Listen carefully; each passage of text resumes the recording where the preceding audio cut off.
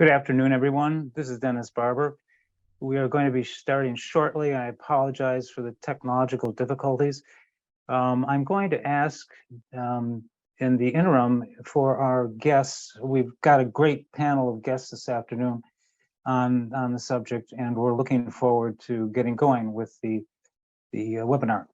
In the meantime, what I would like to do is to ask each one of our presenters to introduce themselves, and we will start with Dr. Miller.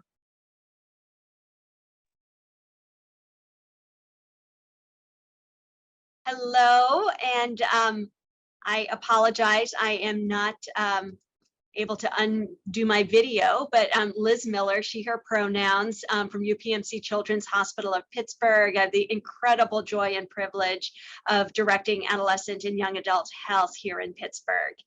Thank you for having us today.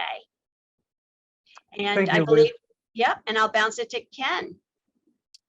Good morning or afternoon. My name is Ken Ginsburg. I'm also an adolescent medicine specialist at the Children's Hospital of Philadelphia. My work is really on supporting adults to be the kind of people that young people deserve in their lives.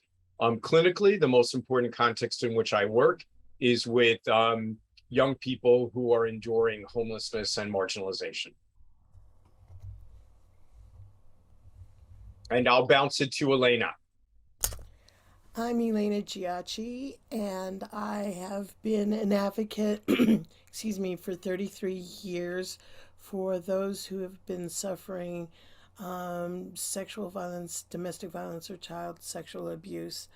I am honored to be here. I come from the Tachitni and Toryachitni Bashashi nations and am a proud Dene woman.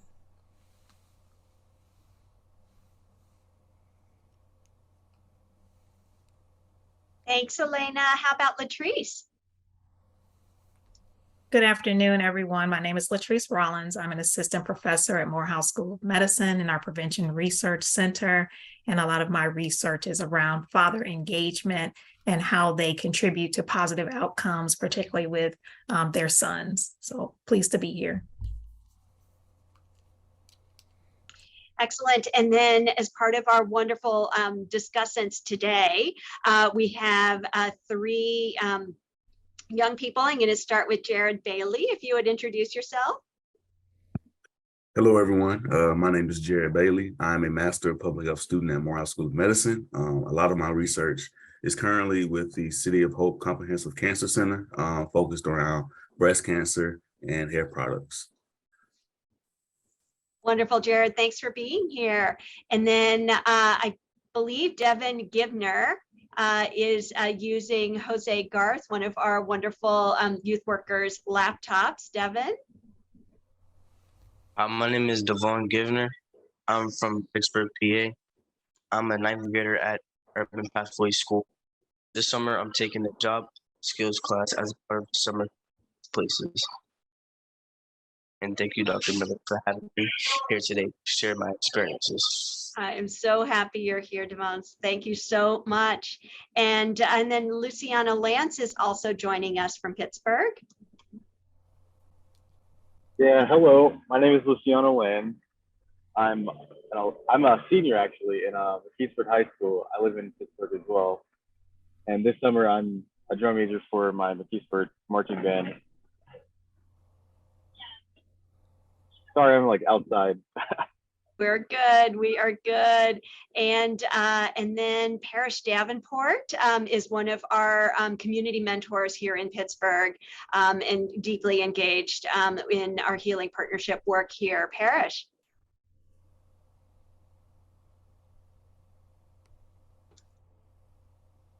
Can you guys hear me now? Sorry about that. I work with Liz. I'm the Executive Director of Family and Friends Initiative here in Pittsburgh, where we focus on holistic transformation within the community.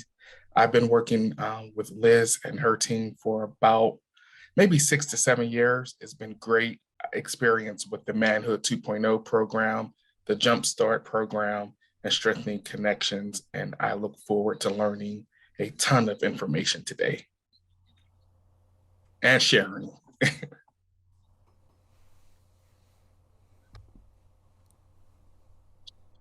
Wonderful. I'm guessing that David Bell may be having some trouble getting on. If that's correct, we'll get started. Could someone tell me if David's going to be getting on? All right, then let's get started. I'm Hey, Ken, sorry, there you are, David. thank you. Sorry for the delay. And thank you guys for moving forward with the introductions. Could I just do a short introduction to the symposium? And good afternoon, everyone. Sorry for the technical difficulties. Welcome to the Partnership Symposium on Young Males, Healing Partnerships and Promoting Resilience. I'm David Bell, the Partnership's co-founder and board chair. In addition, I'm the medical director of the Young Men's Clinic in New York City and the professor of pediatrics and population and family health at Columbia University Medical Center. I also serve as the immediate past president of the Society for Adolescent Health and Medicine. So thank you for joining us in our symposium, one of 9 we will be sponsoring over the course of the next 3 months. We are honored to have this panel, who are nationally recognized experts in healing from hardships, join us today. After their presentations and discussions, they will take questions from the audience. So if you have any questions, make sure to send them along in the questions function.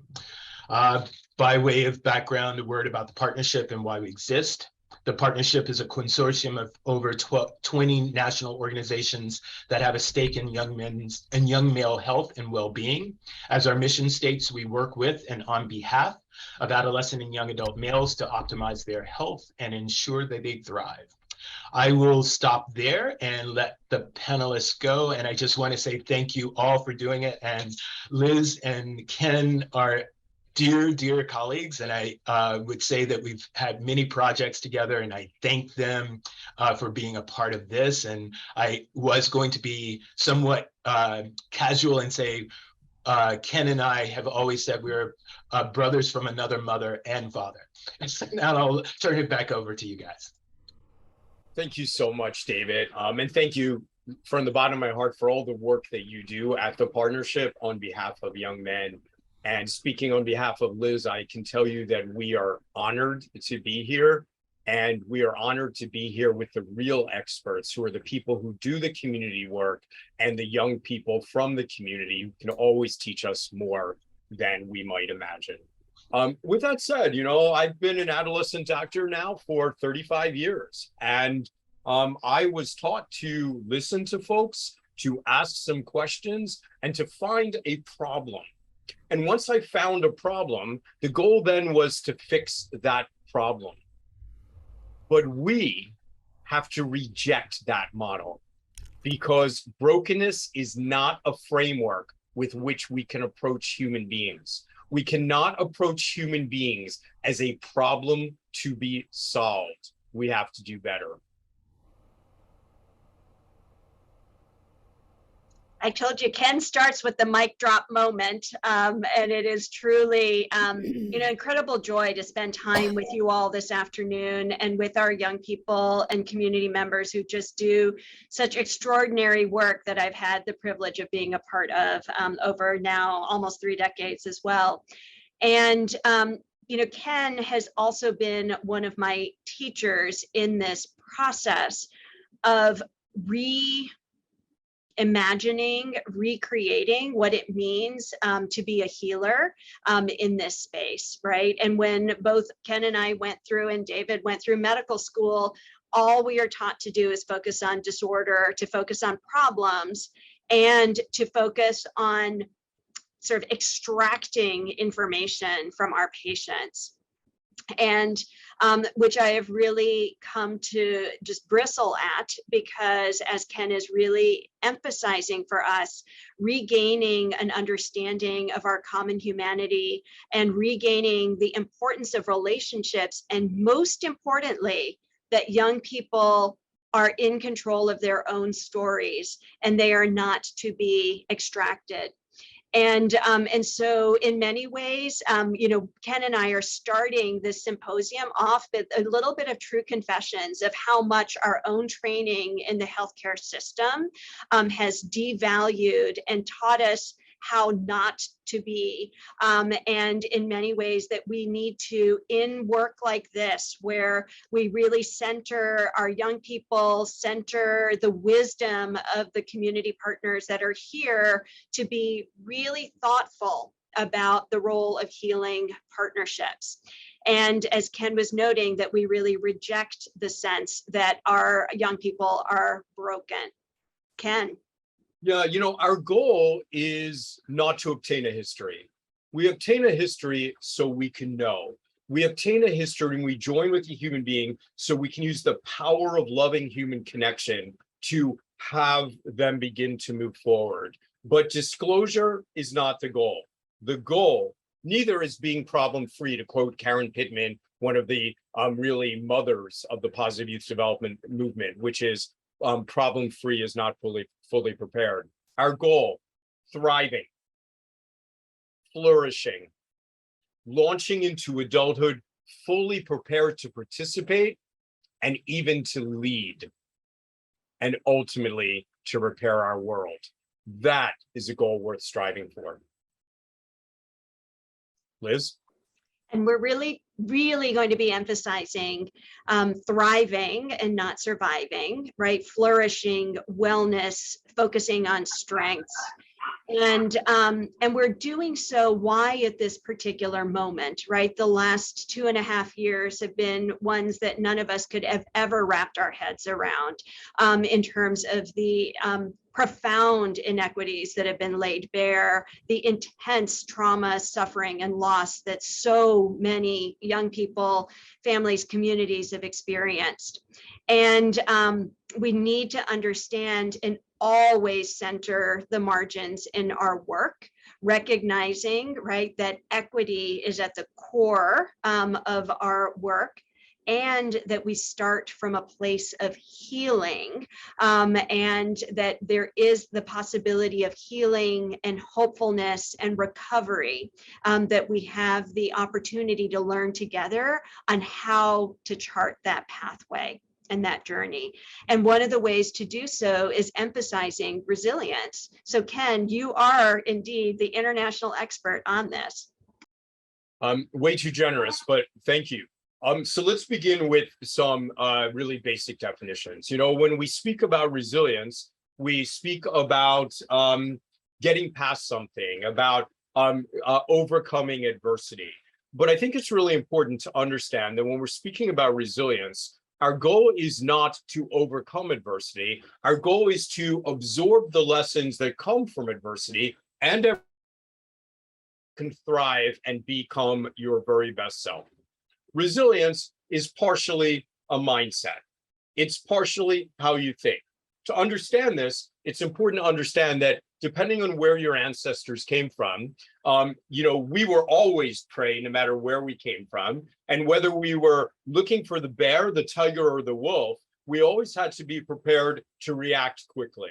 And if you don't believe me, your bodies tell you the story. Why is it that as soon as you're nervous, you get butterflies? Because that is literally the genius of the human body, shifting the blood from your belly to go to your butt so you can jump and your legs so you can run.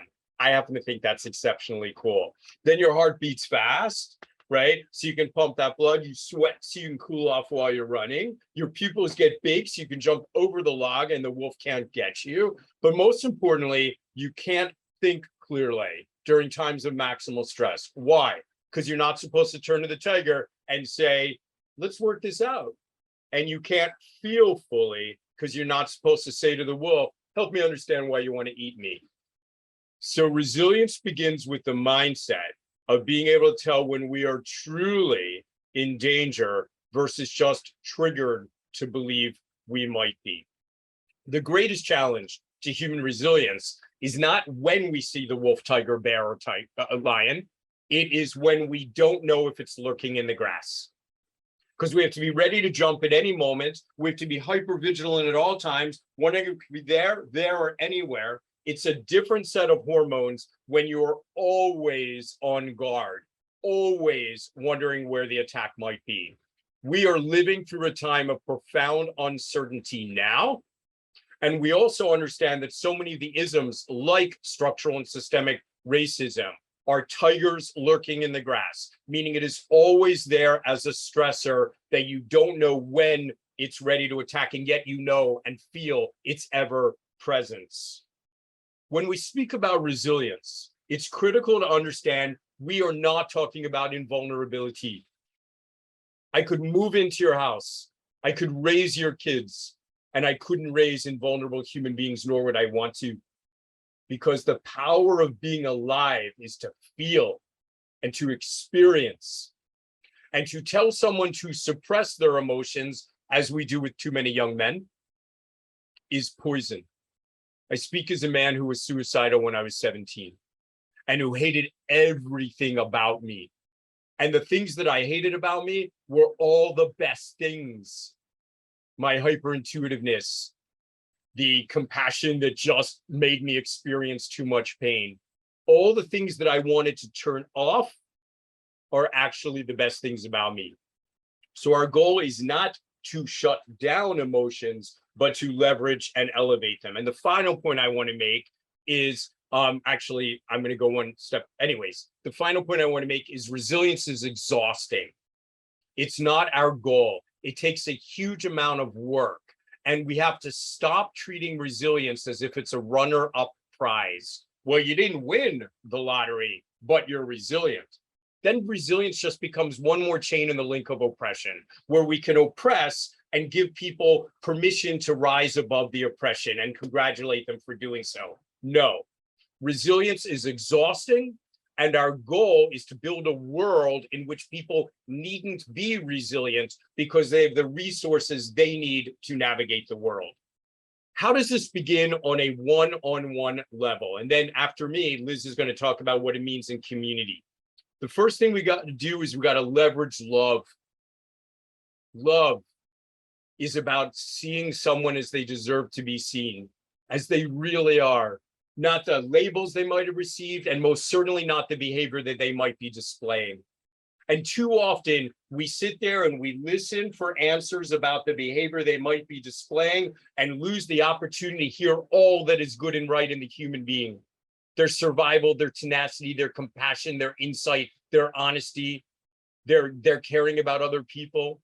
We can only address problems when we address them in the field of strength of the human being so that they can use their own strengths to move beyond. And we can only hear strengths when we stop talking and looking for brokenness and start listening intently for what we love about the human being. Because there is nothing that leads to resilience more than a human being connecting to another human being. Liz. That power of love, right, Ken? And our ability as adults who have the incredible honor and privilege of working with young people, that our level of comfort actually saying that is what we are doing, right? We are really working on strengthening our relationships and leading with love. And it certainly, will not surprise you that, part of what keeps me going in this work is this extraordinary, what my colleagues call vicarious resilience, that sense of just absolute awe when I sit with a young person. And, Luciano knows, right? I mean, like as a young person who's participated in our programs and so forth, that I am just extraordinarily excited about the work that young people do and their strengths and their dynamism. And it is constantly feeling like we're pushing up against this sense that our young people are broken, that they're the problem, they need fixing.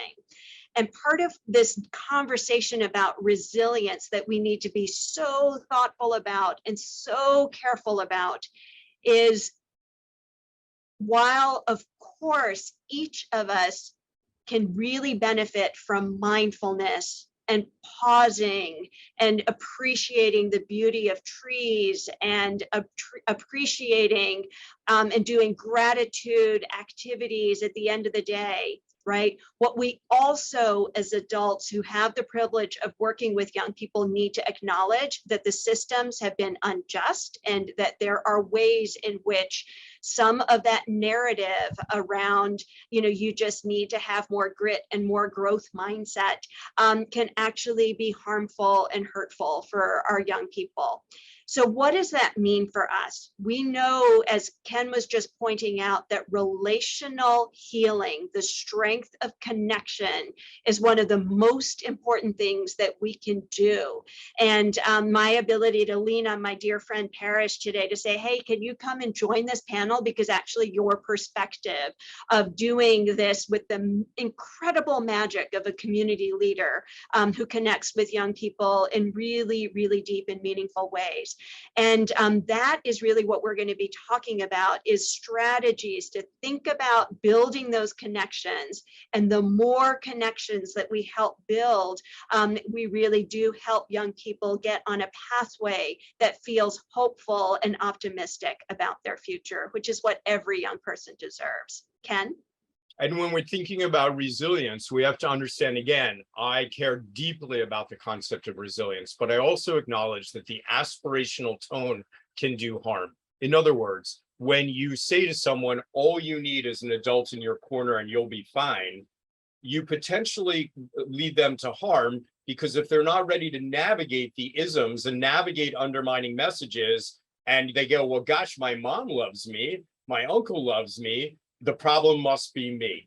So we have to really prepare them to have the consciousness to understand and reject undermining forces in their lives. And I just want to mention a couple of them, and then Liz will close out this section and give it to Latrice.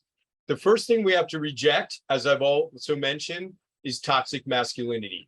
As long as we tell men to set aside their feelings, that's not a sign of being masculine, we will never have men who will be whole. We will never have men who will take their full part in families as loving individuals. So we have to reject that entirely. Next, all of the isms we have to call out. Liz talked about the fact that the last 2.5 years have laid bare problems. I agree, but let's be clear. Thank goodness, right? The problems have been existing for hundreds of years, if not millennia. So the problems are not new. But we have to leverage the fact that lots of folks are just waking up to them, right? And we have to name them and fight them. We have to, as we've said over and over again, is break that concept of brokenness and move towards opportunity and potential. And then I'm going to say what I always say whenever I have a forum that's willing to listen to me, to reject labeling. People who have suffered will sometimes act out in a protective fashion in order to stay safe. People who have suffered have protectors' brains. They are hypervigilant. They may be reactive unless they understand that they're authentically safe. Society then labels their behavior with poisonous terms. Too many of my young people I serve have been told they have an anger problem. I reject entirely a child being told that they're a problem, because what they hear is, you're the problem. And then they're given labels like oppositional, conduct disorder, that further change the way they see themselves and the way society interacts with them. We have to reject these labels and face the truth. These are kids who have been made sad. They are not bad. These are kids who have been treated badly and therefore have learned to be highly protective.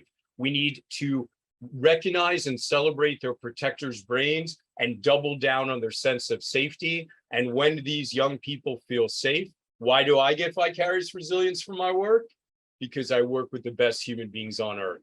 Because when people of protectors' brains feel safe, they have protection to spare. And that is the definition of human compassion.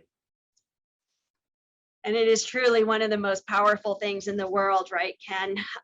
And what we're going to hear from now, Latrice Rollins, followed by Elena Giacci, are ways for us to really think about authentic engagement and healing partnerships. And in the interest of time, Latrice, I think I'm going to turn this over to you to And I believe that Sean has given you the ability to share your slides so that you can really share with us some of the magic that you have learned along the way about the vital importance of male adult caregivers in young men's lives. Sure. And Sean, if you can share the slides, that would be great. This has been amazing even so far. I'm like, I just want to sit and listen to what you all have shared, but thank you again for this opportunity, Dr. Miller and Dr. Ginsburg. Also, as a mother of a male youth, I thank you, the Partnership for Male Youth, and your leadership and staff for the work that you are doing to bring awareness and action for our sons. So thank you so much. As I said earlier, I am an assistant professor at Morehouse School of Medicine and have researched father engagement as it relates to young men and a number of other different areas, but really passionate about father engagement just because there hasn't been a lot of attention on that, despite a lot of great research that shows positive outcomes. But as I said, I am a mother of a son, and so I do have personal interest in the focus on male youth.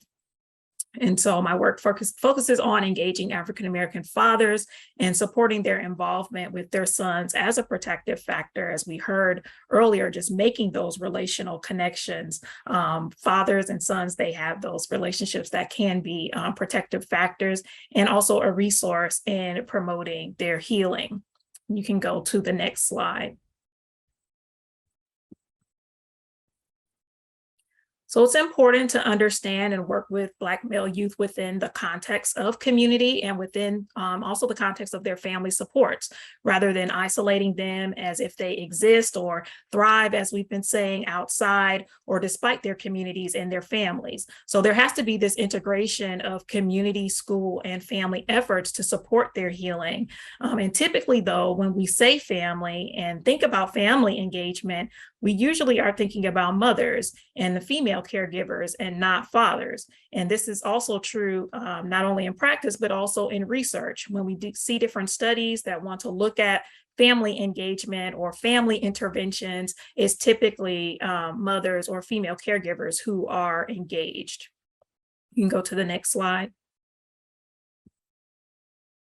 When we think about fathers, just a broad definition, we're thinking about the males or males who are identified as the most involved in caregiving and who are committed to the well-being of their children or youth, regardless of living situation, regardless of marital status or biological relation. So a father can be biological, can be a foster father, an adoptive father, a stepfather, or a grandfather. And he may or may not have legal custody and may or may not be living with their child at the time. Next slide. So understanding how to promote resilience is crucial, given Black male youth are exposed to risk factors that compromise healthy development, such as racism that we talked about earlier, the labeling, the dehumanization. And so generally, support from parents has been found to build and enhance youth resilience, but there is more research that's needed specifically on fathers' role in promoting resiliency. But we do know that there are some benefits of partnering with fathers. Studies have shown that father involvement is associated with a decrease in the likelihood of adolescent risk behaviors. It also predicts less adolescent depressive symptoms for both genders, so sons and daughters. Also prevents bullying behavior among youth. And there are so many other academic, social, financial, emotional, and behavioral outcomes that are associated with positive father involvement. Next slide. In recent years, we have become more familiar with trauma-informed or trauma-sensitive approaches. And so in the context of this conversation around healing, I wanted to lift up the term healing-centered engagement or approaches. And I was going to say, I think you got to click. So healing center engagement or approaches that shifts the focus from an individual's specific experience of trauma to a more holistic one that focuses on culture, civic action, and collective healing. And so Dr. Sean Ginwright, he states that a healing-centered approach views trauma not simply as an individual isolated experience, but rather highlights the ways in which trauma and healing are experienced collectively. And so we can see father-son relationships as healing mechanisms. Fathers prepare their sons for surviving in a racist society by teaching them how to cope with racism. In 2020, we saw many fathers marching with their sons against police brutality and against racial injustice. They were exposing their sons to civic action and a positive response to collective trauma. And so community leaders, faith-based organizations, teachers, and other youth providers can also help fathers support their children as they heal. You can go to the next slide. But despite these benefits and research, there are several youth and family serving areas that remain slow to incorporate these findings into practice. So there are several barriers to father engagement, which include some systemic issues such as just having inconvenient hours where they're kind of operating, a lack of time off work for the father, as well as any individual issues as it relates to employment or housing.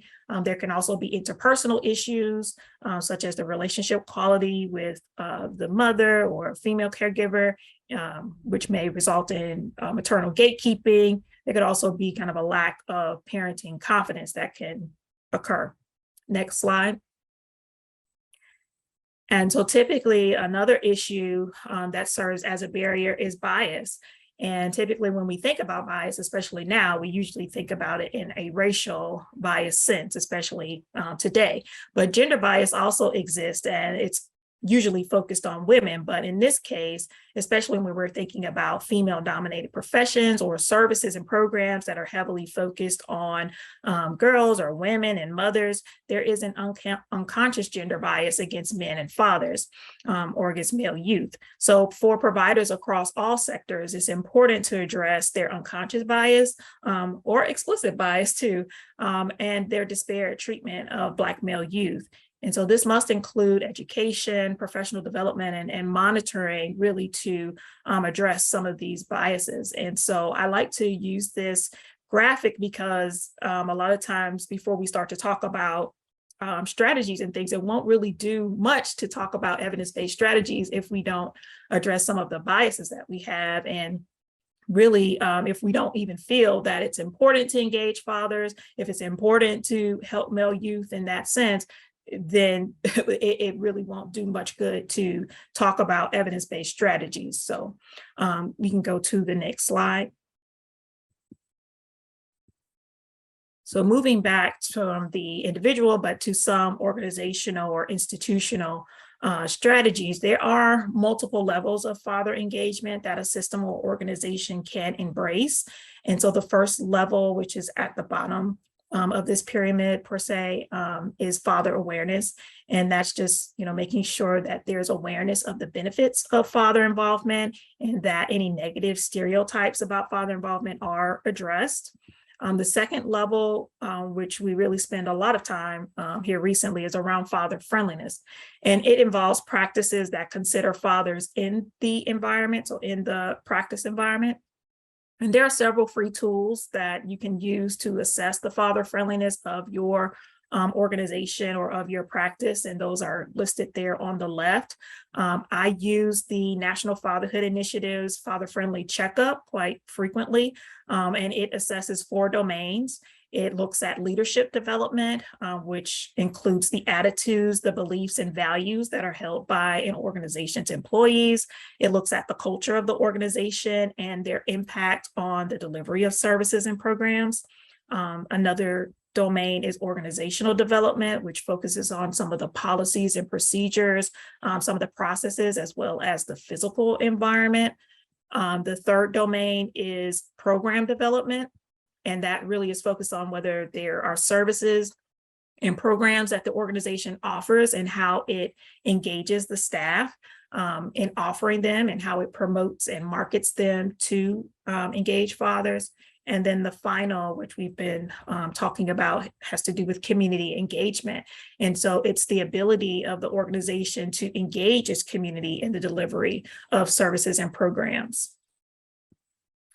And so the third level, which is kind of the ultimate and optimal level, is around father inclusion. And so that's really looking at whether there are specific services that are provided that meet the father's needs. And also it occurs when the needs of the father are responded through planning, development, and delivery of the services. So working with the fathers to, again, address their specific needs and working with them to plan and kind of deliver those services together.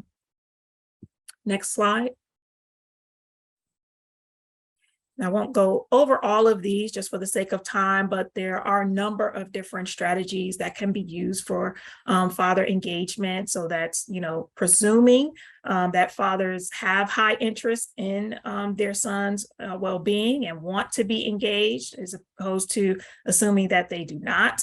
Recognizing and reinforcing their contributions. So looking at their assets, really looking from a strength-based approach. And also I'll emphasize again, collaborating with other providers. If you don't specifically have services or work with fathers directly, there are others in your community that do. And so collaborate with other providers who can provide some of those services for dads as they kind of work with their sons as well.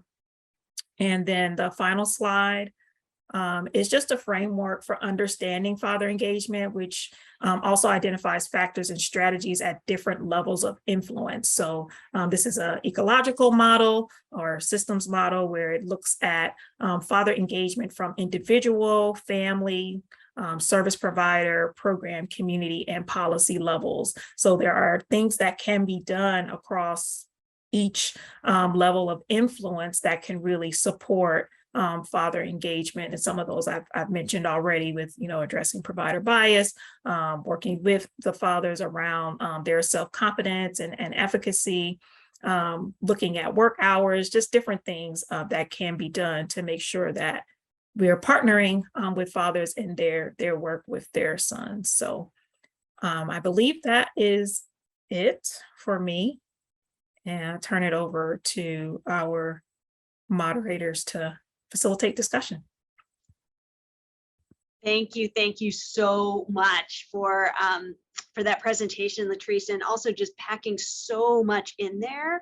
And as we wait for questions to come in, just want to say how much I appreciate your lifting up a healing-centered approach and the work of Sean Ginwright in healing-centered engagement, right? And what that might look like for our programming. And I'm wondering, Latrice, if you can, maybe share some thoughts in terms of even the image that you showed as you were talking about Dr. Ginwright's work around, civic engagement as perhaps one strategy. But I'm curious to know, your thoughts in terms of, many people on this call are really thinking, well, how do I take all of that and put it into action? Right. Yeah. And I think it kind of goes back to how I started with that integration, just making sure that we are all working together and not really looking at, again, like he says, that individual and the trauma that they experienced by themselves, but a lot of the things that have happened, especially, in the past, as Dr. Ginsburg said, hundreds of years, but more recently exposed in the past 2 years, we have experienced collectively. And so how can we work together? Like here in Atlanta, we've had healing circles. So coming together and not in any particular prescriptive way in terms of talking about the type of trauma that you experience or what, but having the community come together to support one another and have a place to share and get that kind of support from your community where folks are kind of going through some similar issues, but knowing that they're not alone in their experience, and that we've had those healing circles for fathers, as well as in schools. Healing circles have also taken place in schools so that parents and their children can be involved. So it has been really, that's one example that comes to the top of my head when I think about a healing center approach. Love that. David. Hi, thank you, Dr. Rollins. It was very enlightening, and I would love to ask one or two questions. And one would be, is there any observation or research that there's a generational change of being a father? So some of our young fathers, are they engaging differently than their parents are or have been? Absolutely. And I think that's why my work has gotten a little easier in these more recent years, because people are seeing fathers in a new light. They're not seeing them just as the providers who just go to work and but they're seeing them in their full range of caregiving responsibilities and nurturing responsibilities, all of the things. And so it is a new generation of fatherhood, which is all the more reason to engage them in more spaces where we typically wouldn't. You're seeing more fathers go and take their children to well care visits. You're seeing more fathers at ballet practices and cheerleading practices and things like that. You're seeing fathers always see fathers at sports events, but it's just that extra effort that it takes now to really engage them, because they are more engaged, they're more out. And I said earlier, it's regardless of whether they live in the home or not. We see it particularly around African-American fathers. They are the most engaged non-residential fathers among all races. And so we can't continue with stereotypes that, particularly Black fathers who don't live in the home are not engaged. They are. And so we just have to really get with the times, get with the reality, and meet fathers where they are. Yeah, I think there's someone in the chat that has a Q&A, so I'll reserve my questions.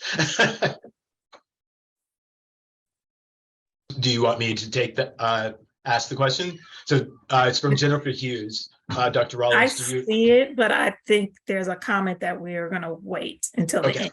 Gotcha.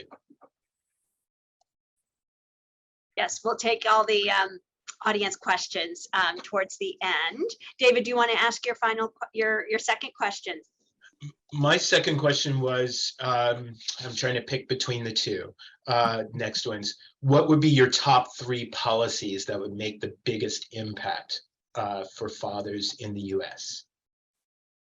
Yeah, I think the top one that has been mentioned has been the paid paternal leave. That has been the top. We do have that in Georgia for state employees.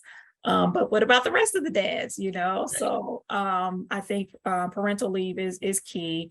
Also shared parenting. So when we do have a lot of fathers, again, that are not in the home, are not with the mother or the child, making sure that they have that equal time. Unfortunately, here in Georgia, we have something called legitimation, where fathers are not considered the legal father of the child unless they go through this additional legal process. And so they have no rights, specifically if they're not married to the mother to the child. So that is a major barrier to father engagement here in Georgia. And then as far as maybe a third one, child support seems to be a big issue for sure, but as it relates to kind of this conversation, probably like Medicaid expansion, just to make sure that fathers have access to a number of different health services so they can also, include their children, on these different plans as well, make sure that their needs get met. We know that a healthy father also leads to, a healthy family, healthy children. So we want to make sure that he is also being assessed and taking care of himself so that he can be there to support his children. Thank you so much. Thank you. Awesome. Dr. Rollins, thank you so much for your presentation. And now it is absolutely my delight to turn the podium over to Elena Giacci. We've had the privilege of working together for a number of years, and it is truly, Elena has taught me a deeper level, deeper understanding of resiliency. And I'm so grateful for your sharing your wisdom with us today, Elena. Well, thank you. And thank you for allowing me to be here. I think for me, my foundation is that one of the biggest components is that our relatives, our circles, our communities, and society definitely are not going to be free to experience the higher levels of connections until, our most vulnerable people are able to access resources, full human rights, to live a self-determined life without fear of discrimination or retaliation. We must continue to scrutinize and dissect power systems, because as we start talking about all of these different things that are going on, they're all about these power systems: workplace, organizations, schools, healthcare systems, politics. And the United States is so based on gendered, sexualized, racialized acts of authority on an hourly and daily basis. So sometimes we go, why are we so tired? Why haven't we been able to make those next steps to resilience? And it's really hard to do that when we feel all of these flames on either side of us getting bigger and bigger. We need to remain steadfast, and I know this panel will be doing that, to eradicate dynamic power systems.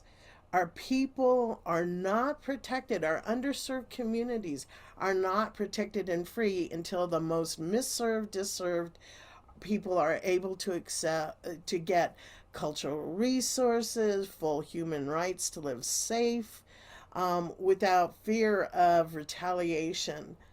One of the things that I appreciated about Audre Lorde was that she said that there is no such thing as a single issue struggle, because we do not live single issue lives. And I think when we start taking things into the totality of how we operate and what we do, is very much taking a look at the bigger picture and how we make those connections and what we need. As a Native woman, I can tell you my Native people are born and bred with resilience. If we didn't have that resilience, we would not still be walking on this Mother Earth. So many structures have tried to remove us from this land in a pretty significant way. Whether, when we start taking a look at historical trauma, walking that road of being removed from our lands, being removed from our agriculture, and still having so many of those scars, that what we need to do is say, how do we make that? And during those processes, one of the things, whether it's a Trail of Tears or the Long Walk, or some of the major components that have occurred to our community, one of the things that my grandma said, I always remember that as my great-great-grandmother walked that, she said it was so important to hold her mother's hand, to hold, her sister's hand, so that that physical connection, no matter what was happening, the physical connection was there. When we look at historical trauma, I so wish that I could say, yeah, that's way back then, but it's not. We are running through this current trauma. As always, the historical trauma is things that may have happened in the past, but still have horrific parts that affect our heart and scars. So then it leads us to, how do we walk that journey of healing? How do we walk that journey of resilience? How do we find we can do this while being attacked from all sides in so many different ways? And sometimes I find, and one of the things I often see with young people, is they're pretty pissed off. And I think that they have a lot of right to be able to be pissed off. When you're minimized, when people are not listening to your voice, when you feel your voice does not have weight, it's at that point in time where you say, how do I get out of this? And you know, I admire anyone who can walk through the journey, the things that life throws at you, and still be living and breathing and taking a step forward. And I often think that all too many times that we as people, and especially our males, don't believe that they have courage because they're fearful or because there's nothing that they're doing in a big, Spider-Man way that is making it that they feel weak. And I hear that all the time from my nieces, my nephews and my nieces, is we're not strong. And yet every day they get up in the morning, they raise their children, they go find, we have to oftentimes go find water, bring water back. We have all of those components, and then they don't realize the courage and strength that they have every single day. When we look at some of the lessons that have been given to us, one of the lessons is in a very significant way when we looked at family structures is the lessons of the buffalo. And if you've ever been in the South Dakota snowstorm, you realize that the only way to survive is together. And when you see those buffaloes at the very core, at that very center, one of the best pieces is that that's where the young ones are, because they're so sacred. And that's where I think in some ways we've so lost that, because we forget to remind our young ones, our youth, how incredibly sacred they are, because the words they speak, because the way they think, because the ideas that you have. And so in that very core of those buffalo, what we have is those young ones. And then they're surrounded by the mothers, the aunties, and they are also there to protect. And then they look at the fathers and the grandfathers and the great grandfathers, and they're surrounding the mothers and the aunties and the sisters. And when you look at the temperature in that core is warm enough that oftentimes you see melted snow, because the idea is that the protection, the connection is so critically important that it saves our most treasured, and that is our youth. And our youth and as I get older, youth become younger. But I've noticed that that's one of the things that occurs, is that the ideas that you have may be thoughts that someone else has never been able to articulate. The value of your heart, the value of your spirit is just immeasurable, because you have the power of the sacredness of being young. And I always am saddened to see someone who doesn't recognize. And so often it's because they've been attacked by all ends, and no one has said, we appreciate you. We love you because you're different. We love you because you come up with these ideas that people either haven't thought about in a long time or didn't ever think about. And it's like, oh my God, this is what it's about. And to be honored for all of those things. One of the components when we look at these structures that oftentimes lack in appreciation for young ones is sitting there thinking that we as elders know a lot. And I remember there's this period of time where I thought I knew everything as I was growing up, and I thought then I knew nothing. And then as I'm becoming older, I think I have a long way to go. And one of the things my grandma always said is, don't be so hard on yourself. if you grow up this much, that's good. And if you get more knowledge and more spirit, that's better. And then walking through that pathway that is put out there for you and understanding all of those components, walking through fire. And we never give ourselves enough credit for walking through fire. Every single day, in many meaningful ways. If you're a person of color, you end up having to fight little tiny fights. And then in so many ways, they're so much bigger. I'm not a big fan of microaggressions because it sounds like it's teeny tiny. And when I walk through those, they're not tiny. They're not tiny. So part of it is saying, how do we operate through that? And my advice is you reach out. I'm adopted, and so the family that I had was not one that I chose, but I think that was one of my most valuable lessons as I started walking with my elders and my grandmas, is that the knowledge that you get, the things that are given to you along the way, is the honor that you walk with and the things that you have and the connections that you make. They don't have to be blood family.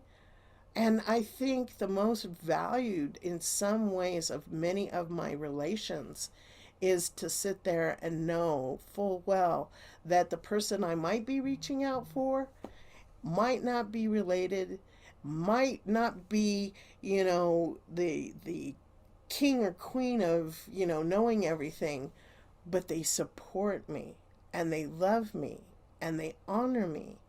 And I'm saying that when you're in that place, to be able to just reach out and say, I need help.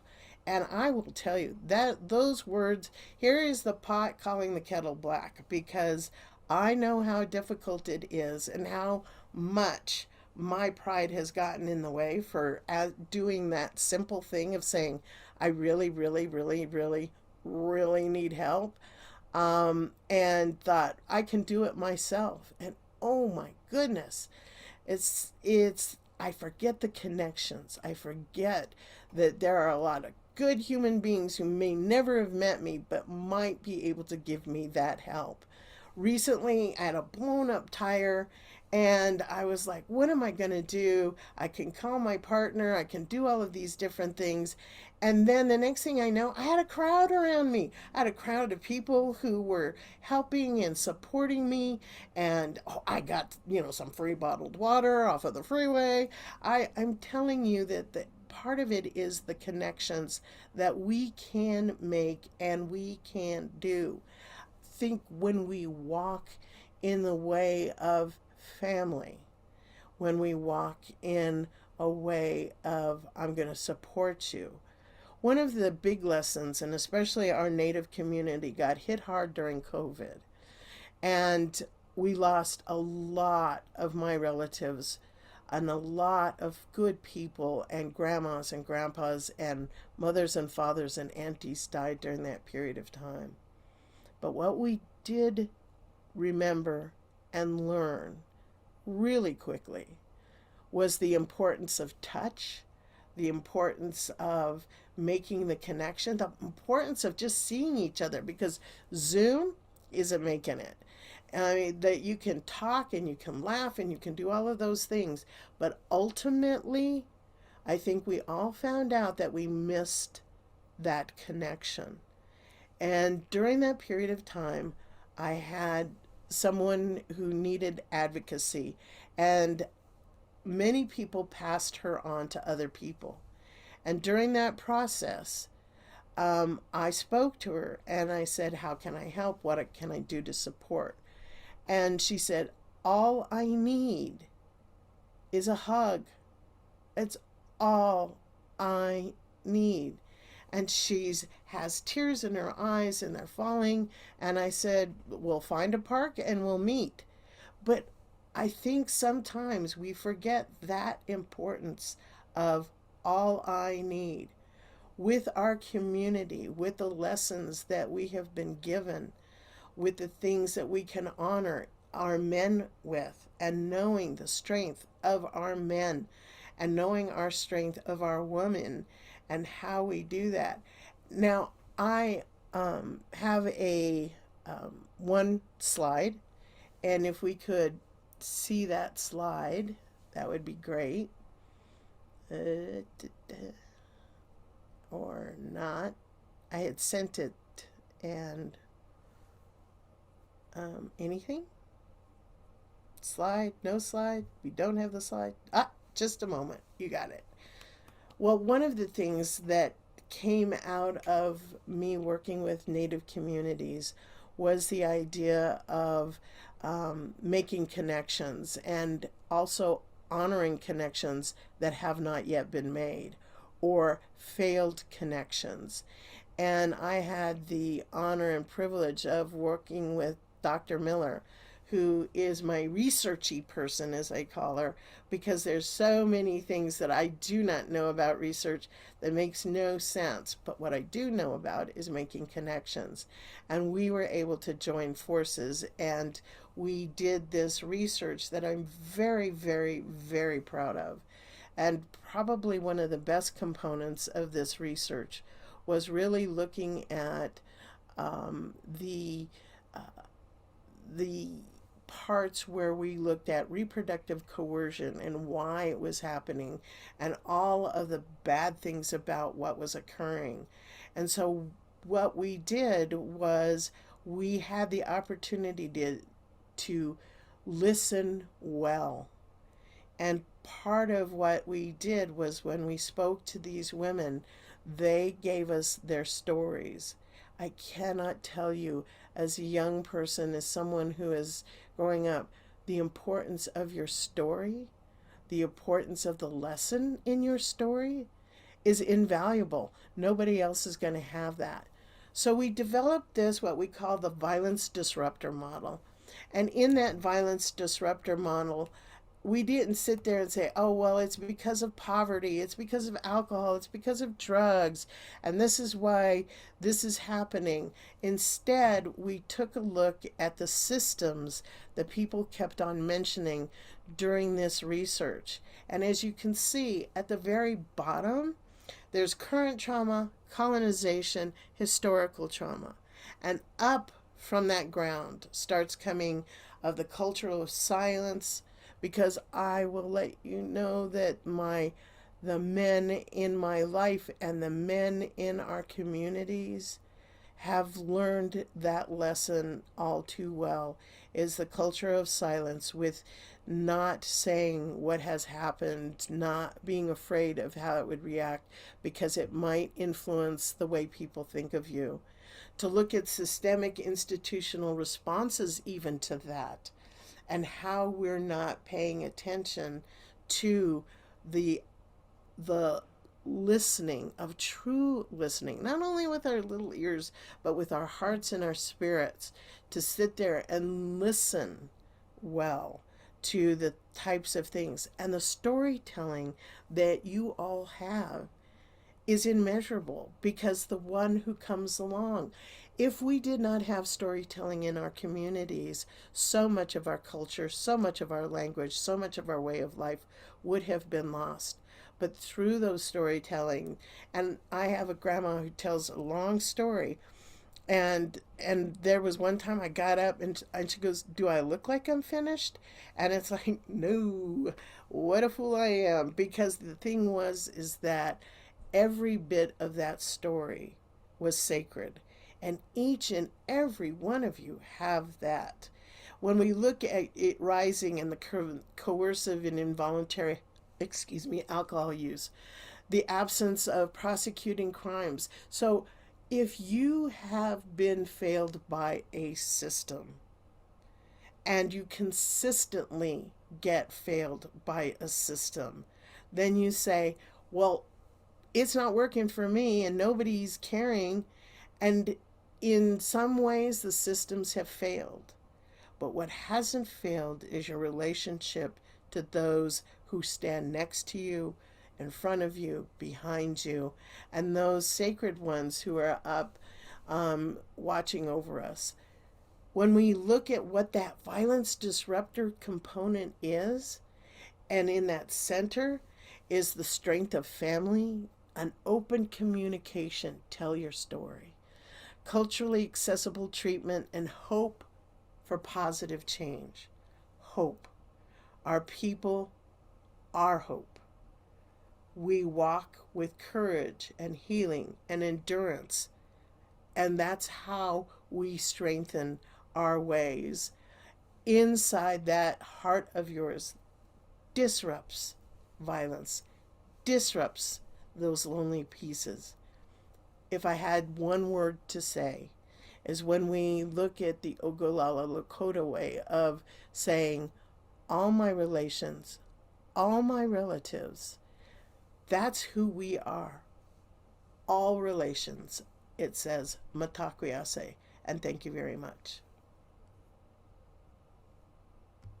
Thank you, Elena, for what I would best categorize as a lesson in what it means to be human and what it means to be alive. Honest to goodness, you talked about the most essential truths, that children are sacred beings, and that they don't develop well when our goal is independence.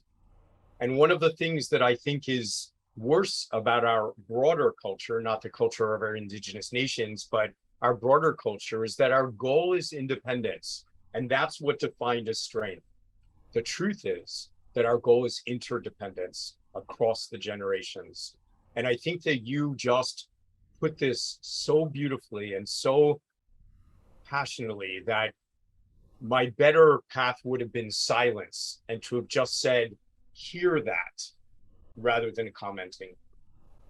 I want to make one other point before the other panelists might also say something. And that is that we are so lamenting these young people who have gone through the age of COVID and the age of uncertainty. And we are painting the generation with a broad brush of brokenness. And I believe that so much of this generation has learned the very lesson that you're pointing out, Elena, the lesson of what it means to hug. When you can't hug your grandma for a year, you suddenly learn to venerate the elderly, to listen to their stories. When you can't worship together, you suddenly learn the power of elevating prayer. When you can't learn together in school, you learn how meaningful education is. I believe that this generation will hear what you describe as the essential truth of humanity, and it will make sense to them in a way that previous generations, it may not have, because they couldn't get off the treadmill. This generation has learned the treadmill has a stop button, and that stopping and looking at our relations is a way to elevate all of us. So thank you. Thank you for that wisdom. Is there any other panelist that would like to comment?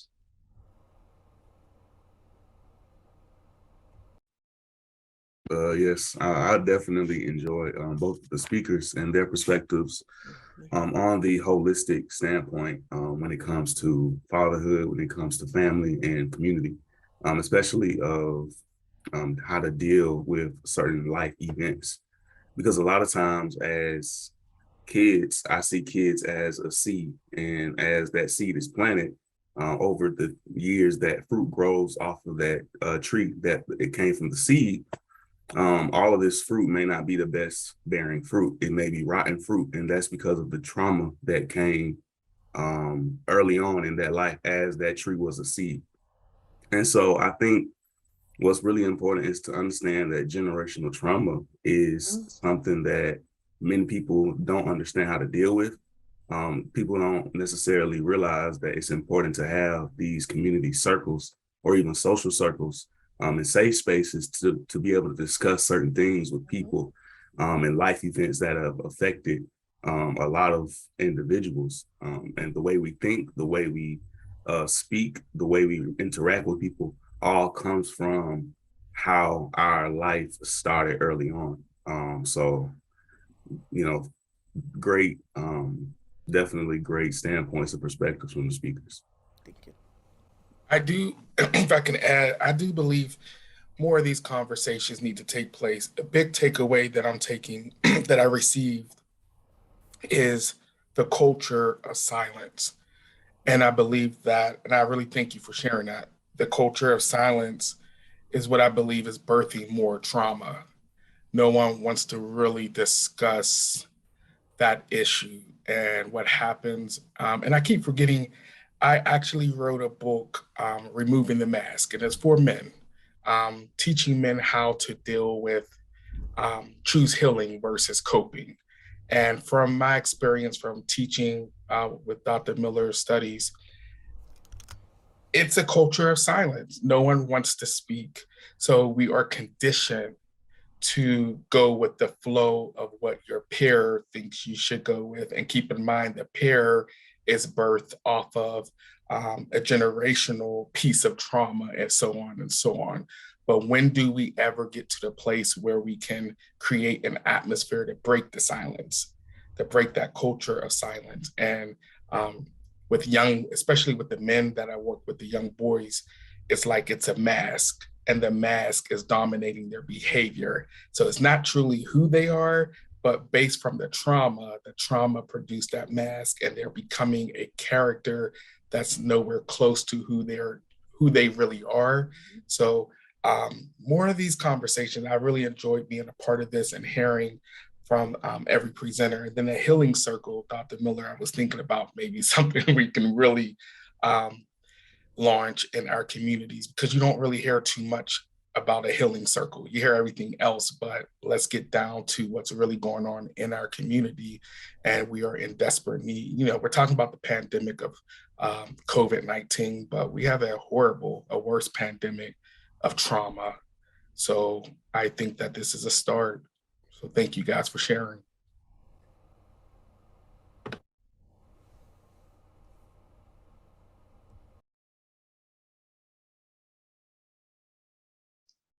Ken, I think we're ready to also bring Devon and Luciano into the conversation. Let's see if we can do the tech piece. Devon, Luciano, are your cameras working? Yes, my camera is working. Hello. My camera isn't working. Hello. Your camera's not working. That's a-okay. I'm just so happy you both are here and incredibly grateful for the gift of your time today. That was a lot of information. And Luciano, maybe you could share with us what, there was so much in what Dr. Rollins and Ms. Giacci shared, and also what you heard from Dr. Ken around, resilience. And but what is some, one thing that really resonated for you as you were listening? I'll try to speak as clearly as possible. My band is playing right behind me, but I really loved getting to know like that our body physically manifests anxiousness and nervousness, and I really loved like getting to know why it does that. That was like towards the beginning of the meeting.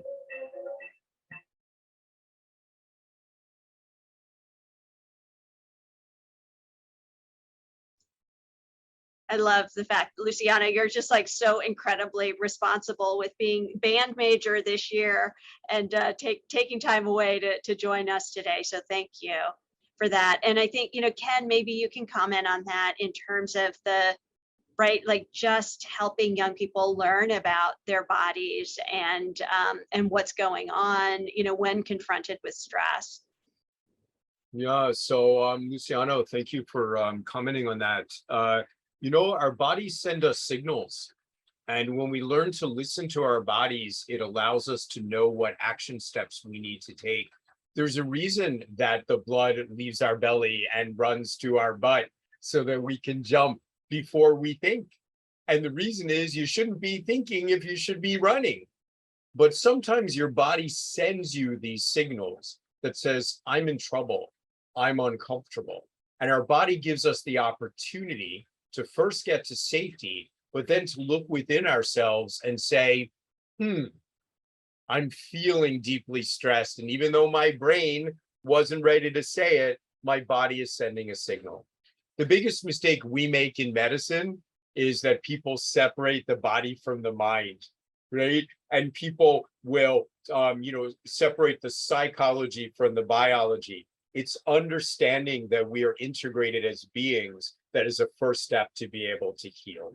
All right. It's beyond the scope of this talk for me to talk about what it means when I work with kids with chronic pain, with all sorts of ways that their bodies are sending them signals about the stress in their life, and you heal both simultaneously. I'll leave it at that for now. So Devon, as you were listening to, and again, Devon, thank you for the gift of your time. Devon has been attending one of the youth programs downtown Pittsburgh and has carved out time to join us this afternoon as well. So thank you. And as you were listening to what Dr. Rollins, as Ms. Giacci were talking about in terms of the importance of, male caregivers, male and father figures in our lives, as well as kind of the community supports. Was there any of that that was kind of really spoke to you?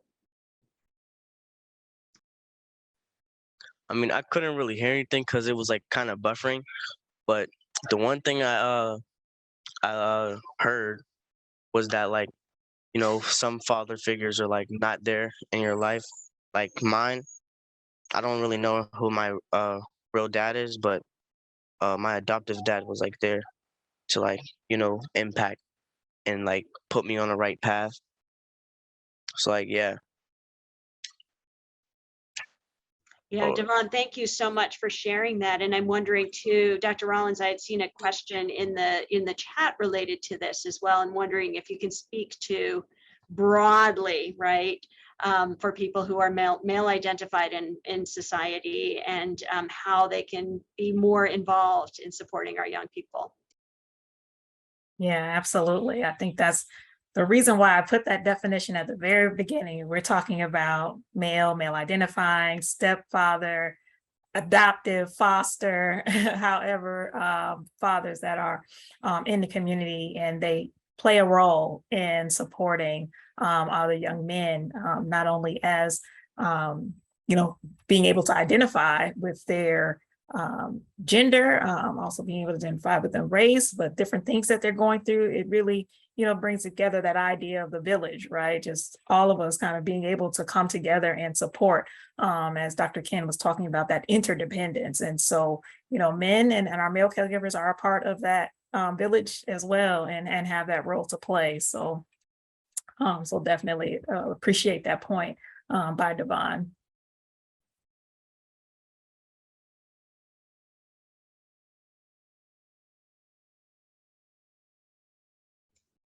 It's always a little harder to moderate a group discussion over Zoom, but I will do my best.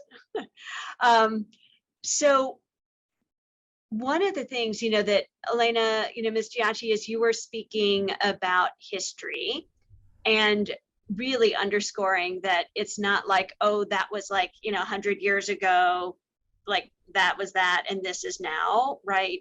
Which is a pretty dominant narrative in our US society.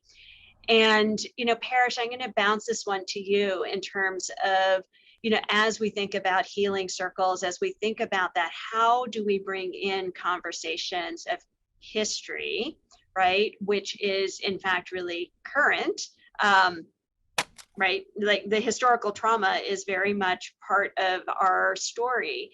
And, Pittsburgh's overrepresented in this particular symposium, partly because I just love pulling in people I love, but also because one of the things to point out is the city of Pittsburgh, when we compare ourselves to 89 other cities in the country, are the worst on maternal health indicators, infant health indicators, on the number of Black students who are suspended and referred to the police. We're actually at the bottom compared to 89 other cities. And so learning the history and why the systems and structures are like this for us in the city of Pittsburgh, and what we need to do to start dismantling that as we create pathways for healing. So Parish, I'm kind of curious to know from you, as you've been listening along today, where does history fit in? I think, especially for what we're dealing with, it's a major piece. I think that, to be honest, that's where I would start first.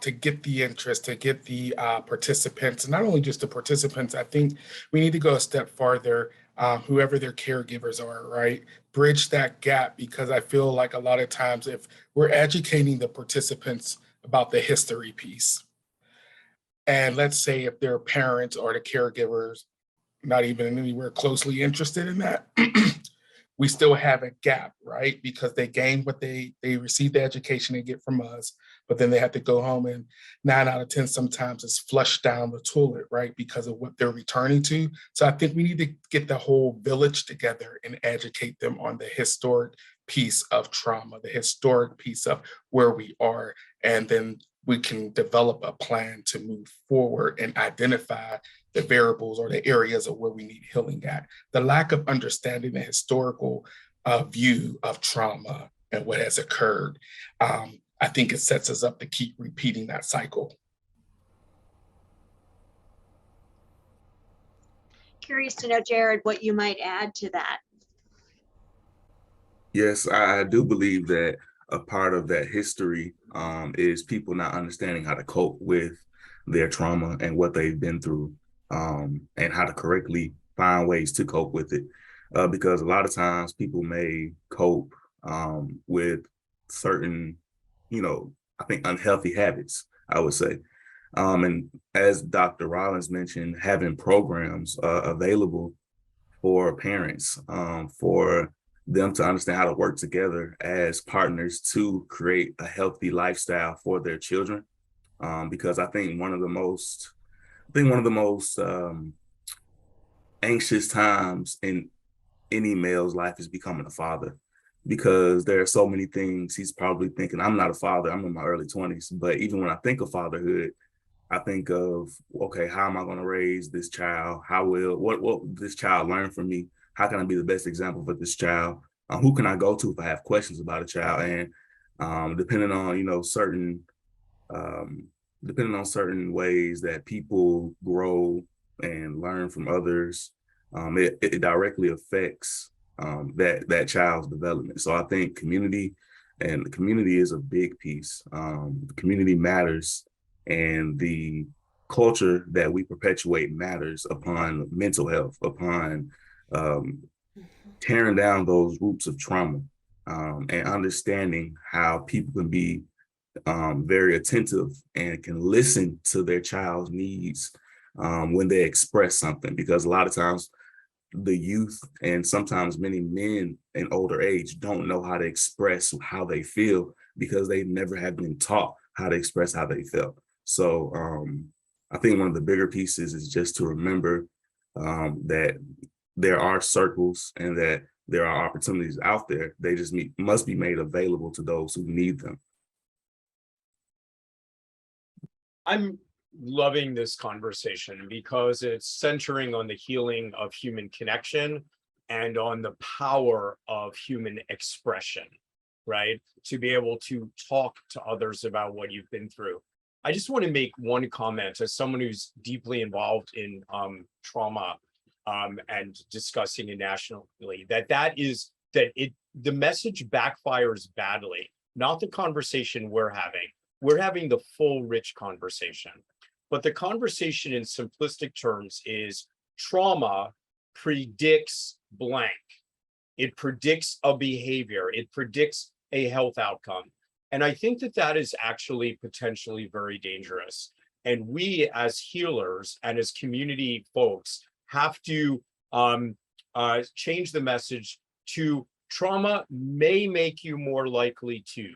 And therefore, you are deserving of focused attention and human connection, right? So the key is you deserve more, but you can, while trauma may make you more likely to have X disease or Y behavior, it is not determined. there are many things human beings can do. And most importantly are the two that have just been mentioned, the power of human connection and of expression of what you've been through. So it's not determined.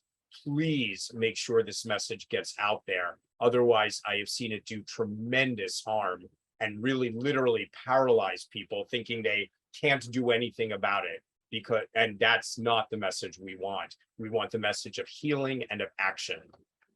And of course, getting rid of the problems in the first place. Let's be clear about that as well. Can I ask a question? So trauma predicts, and then fill in the blank is what's out there. How do we turn that corner though? Yes, we just talked about the historical aspect, introducing that to the community. But to me, it feels like, okay, when we mention the word trauma, it's a diagnosis and it's the end all, right? Okay, they're dealing with trauma and then this is what's going to be the result of it. But as a community, especially in the urban communities, what are your thoughts on how we can turn that corner? Are you asking me? Yeah, I'll start with you, Ken. Yeah, I didn't know just because I was just putting it out there. Yeah, I'm not sure that I have the wisdom, and I would defer to other people. What I feel really strongly about is that they not think it's the end all be all, and rather that they understand the truth, they understand the history, they understand that empowerment needs to happen to dismantle the systems that perpetuate trauma. But they also understand that people are capable of healing and that we do so best one by one, joining with the person next to us and then with multiple people next to them. Here's what we know for a reason that has something to do with physics and everything to do with spirituality. When we join together as human beings, we are more powerful than the sum of our individual parts. That's the message. And while we have suffered, while you may have suffered, the solution also resides within us by going to each other. That to me is the message. And I have to tell you, frankly, it's not the message of the simple trauma talks that come into a community to inform them. And I believe those simple talks do tremendous harm to communities. Things that I have found successful is that I make a presumption that everybody often in our community understands the historical consequences or even acknowledges the historical component that has occurred in our community and the damage that has been done. Because during the process of understanding historical and current trauma, all too often, I see my community accept and the blame that was pushed on them, and everybody saying that it was their fault this happened. So I think in the telling of the historical trauma is really acknowledging the blame that people feel because it was solely pushed on them, and start removing it little pieces at a time. And part of that comes from the storytelling, from telling not just your story, but other people's story that has been laid before you and given to you in a sacred way, because those often help. And I cannot tell you, just the simple act of saying, this was not your fault, not your making, you are not to blame, taking that, what seems to be a small message, and when I sit there and deliver it, I watch this blossom. I watch tears come because they're saying, but no, I did this. And it's like, no, this did not have anything to do with you, but everything to do with others. And so taking that piece, walking it around the corner, but really sending that message, because as people who are in trauma, it's really hard sometimes to hear it with the ears at first. You might feel it in your heart, but you have been living with this trauma perhaps all of your life. Trauma is very sticky, and it sticks to our spirits, and it sticks to our heart, and it sticks to our brain, which prohibits sometimes thinking in a way that is going to be positive for yourself. So it's taking it little bits at a time, pulling it back, and you go, of course people should know they're not to blame for, the trauma and this displaced lands. And instead it's saying, you are not to blame for this pain.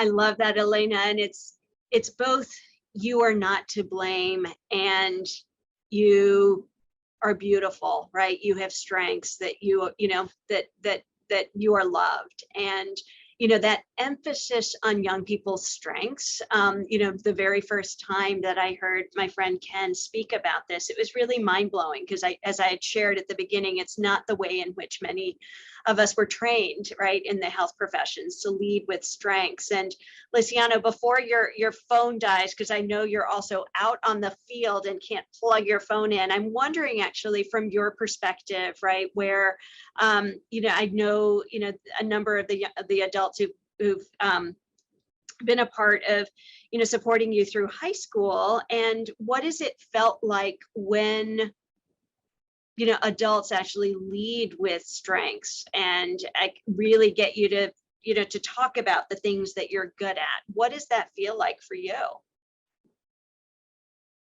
Wait, I don't quite understand the question. Yeah. Could you ask that Well, again? just like kind of I mean, every time I see you, I'm like, you're so amazing, right? And but like that, what is the difference when you think about a teacher or a coach who really emphasizes your strengths versus those teachers who are like, why didn't you do X, Y, and Z, right? How does it feel different for you as a young person? Like, what's your message for us adults? Whenever I'm faced with a teacher who acknowledges my progression and doesn't set me back by giving me words of negativity, it makes me feel connected.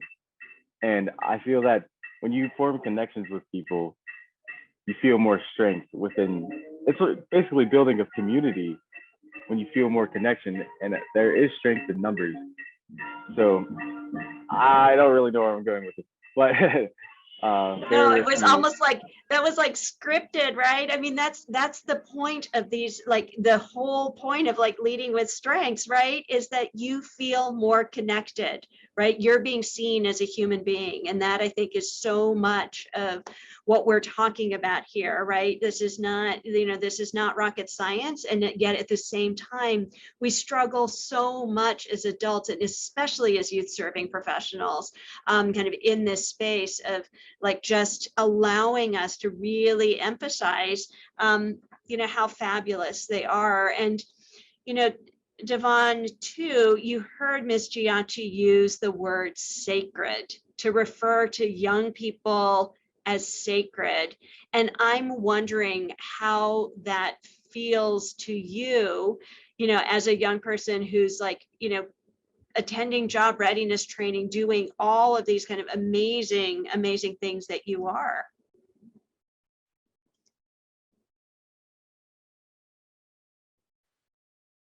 Can you repeat the question again? Yeah. Let me rephrase it to say, from your perspective, Devon, when adults focus on things that you're good at, when adults have and recognize how awesome you are, how does that feel to you? Well, it feels to me that when adults show that I'm awesome, if I feel good about myself finally. And because sometimes I draw, and then in class, and my teachers sometimes compliments all my drawings, and I feel good about myself. I feel like I should be an artist or something, Okay, it's gonna make me cry.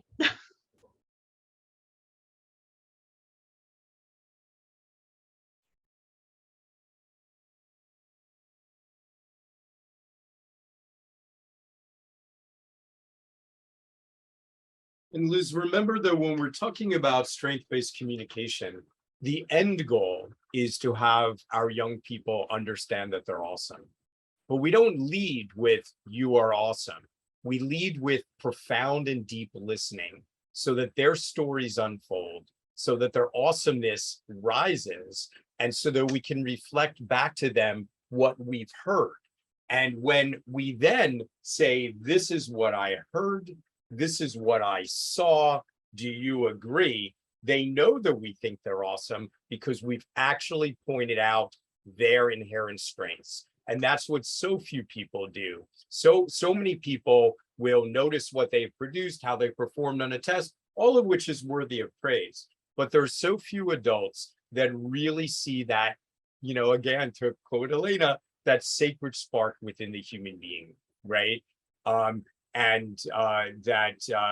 That's what we're really looking for. And that's active listening and then sharing what we heard.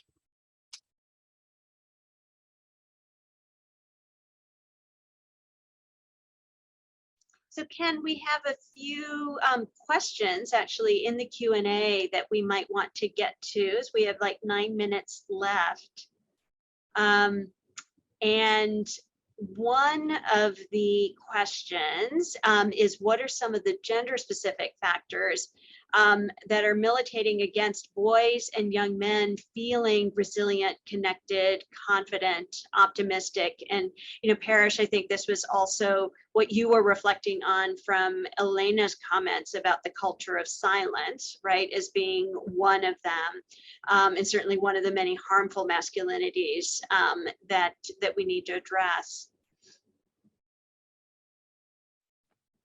Yes, and if I can just reflect back to, we have the Manhood 2.0 program, which is a curriculum-based program for men to discuss masculinity. I believe that I'm going back to that culture of silence because it's in my notes. With men, it's very, very difficult to, if you dealt with trauma, and I appreciate Ken putting it out there on what the saying is, trauma predicts blah, blah, blah, because if we got to actually see that in the classroom. As far as another piece with the masculine piece is just embracing who you are, being authentic, right? That's a challenge, because if you are authentic as a male, especially, I'll just say in my community, right? As an African-American male, if you're authentic and if it doesn't copycat, let's just use this for, if I don't copycat how Jared is, then I'm already put in a whole nother category separate than Jared, instead of accepting the fact that we're two African-American men that are authentic in our own specific way. So I believe that our boys really have a challenging time in being free and embracing who they truly are, and have been conditioned that I have to roll with the flow. I have to walk and talk and act like Jared versus just being Parish. So that's something that we have experienced numerous times during the Manhood 2.0 program. Identity is what I'm trying to say. Liz, I'd like to thank you so much for that, Parish. I'd like to go back to one of Latrice's earliest slides. When she was talking about engaging men in fatherhood, she said that we had to move past the assumptions that they were uninterested in fatherhood. Can we just listen to that statement and be deeply offended by it? She's doing the right thing. I don't mean being offended by what Latrice said, but let's take a pause and be deeply offended that there are men who receive a message that we assume they would be uninterested. How dare us as a society? Let's raise that up the flagpole and call offense that such stereotypes exist. Ken, and I'm glad you mentioned that, is going back to that whole generational piece. And I think Jared mentioned that earlier. A lot of adults are bleeding their trauma on young people, especially men. I can recall a man telling me, if I get married for money, not for love. That's what he said to me. So I'm like, I'm only at that time, I think I was like 21 or 22. So I'm glad you mentioned that, Ken. I feel like part of the healing piece is we have to have some adult literacy to help take the layers off of the adults, because I feel like a lot of times they're infecting the men. They're infecting the young people, period, with their trauma.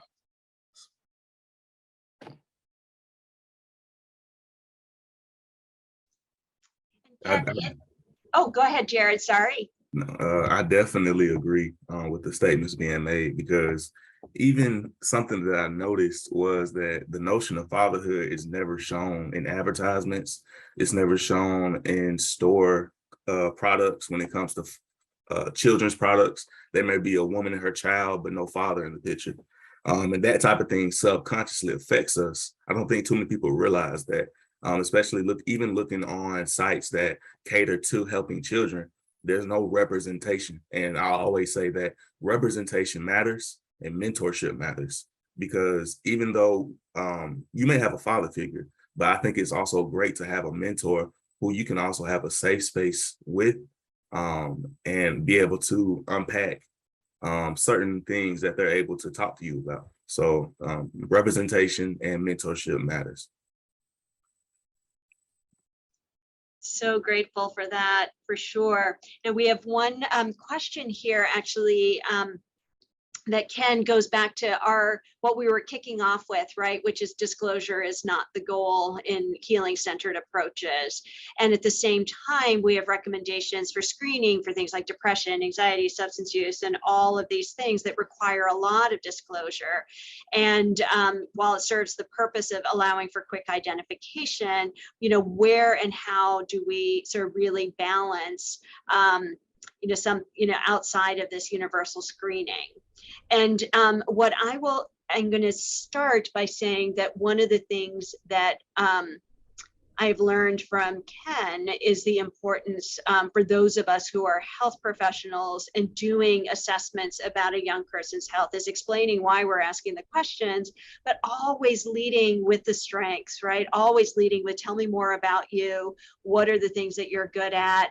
And I insist with every one of my learners that they must come out and tell me like 3 strengths that they were able, that they really listened to the young person while they were in the exam room. Ken, do you want to add a little bit more to that?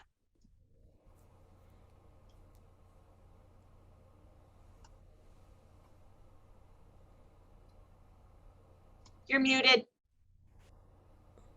Sorry about that. First, I agreed with you, Liz. And the second thing I said is that there can be truths that occur simultaneously. I work with youth enduring homelessness who are on the streets, suffering, being exploited. I have to learn about risk. I have to learn if they're safe in the moment. I have to ask if they're in danger of hurting themselves. But while I ask, I understand that there's something else going on in parallel, which is I'm forming relationship. And that is actually more important, because I will not know the full truths until I am in relationship with a young person. And I think one of the biggest mistakes we make as adults is commenting too early, positively or negatively, by what someone says. Even if someone says, Dr. Ken, I got straight A's, my instinct is to go, look at you. I'm so proud of what you accomplished, what you did, what you told me in the minute. And when we push that as the end goal, then what happens is that when that young person is suffering because their father goes to jail or their mom dies and they suddenly have to become the parent in the household, they don't come back to us because they learned that we applauded what they told us. When instead we get disclosure, we ask about key questions, but we make it clear that what we value most is relationship. Thank you for always including me in your life. Thank you for sharing your truth with me. Thank you for knowing that I'm someone who cares. We always talk about relationship because then when the kid needs us the most, when we need to have their back, when during backward movement, they'll know that they can turn to our relationship. So yes to screening for risk, but yes, bigger to forming relationship.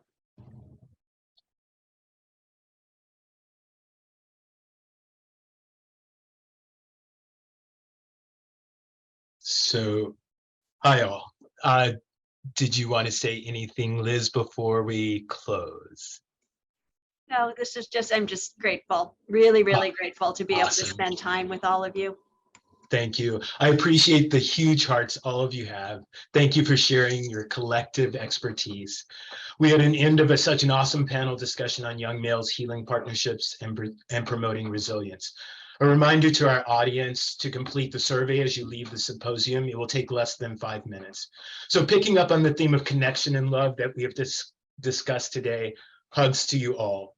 Personally, and on behalf of the Partnership for Male Youth, I want to deeply thank all of the panelists. I came away with so many pearls of wisdom, and thank you to our audience for taking the time to participate. And I hope this symposia has been as enlightening for you as it has for me. Thank you all.